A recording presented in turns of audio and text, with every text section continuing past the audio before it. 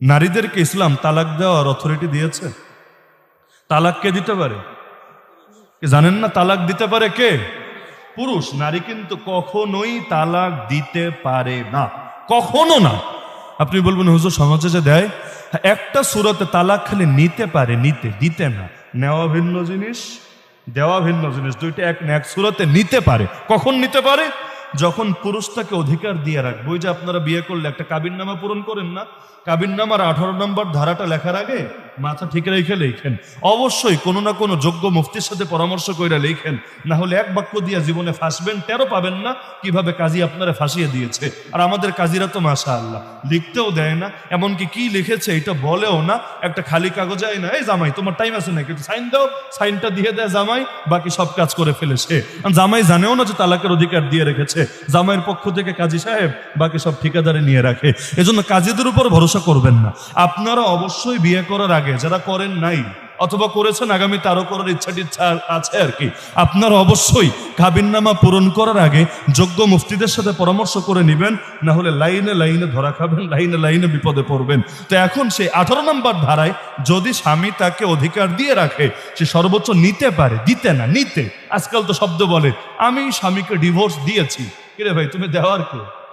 স্বামীরা ডিভোর্স দেওয়ার কে? নারী দিতে পারবে না তো, আল্লাহ সুযোগই দেয় নাই। কেন জানেন? আল্লাহ যদি নারীদেরকে তালাক দেওয়ার সুযোগ দিত, প্রতিদিন সকালবেলা একটা করে তালাক দিত, রাইতে এসে আবার আমার ভুল হয়েছে, সরি আমার এবারের মতো মাফ করে দেন, মাফ টাফ চাই আবার শুধরায় নিত। এইটাই স্বাভাবিক।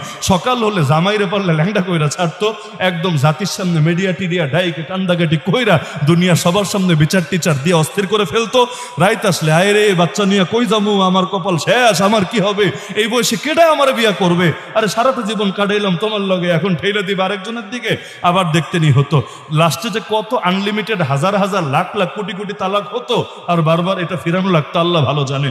এজন্য আল্লাহ এই আবেগে জাতির এই দায়িত্বই দেন নাই। আরে নারীর হাতে দায়িত্ব গেলে কি হয়, এটা শেখ হাসিনার দেখলেও বুঝে আসে, আলহামদুলিল্লাহ আসলে বুঝে আসে। তার দিলে কষ্ট থাকতেই পারে, বাবা যেহেতু হারিয়েছে, এখন ভালো হোক মন্দ হোক তার দিলে এটা কষ্ট থাকবে, স্বাভাবিক। আর নারীরা তো বাবার জন্য এত দেওয়া না, এটাই স্বাভাবিক।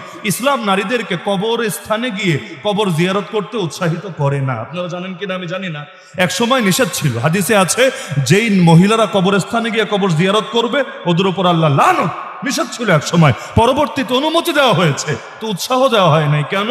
নারী যদি যায় বাপের কবর জিয়ারত করতে, মায়ের কবর জিয়ারত করতে, কখন এমন হায় হায় আফসোস কান্নাকাটি শুরু করবে, পর্দা পুশিদার 12টা বাজায় একদম সবকিছু লাস্টে বরবাদ করে ছাড়বে। এজন্য ইসলাম বলে যে তোমরা ঘর থেকেই দোয়া করো, ঘরে বসে দোয়া করো।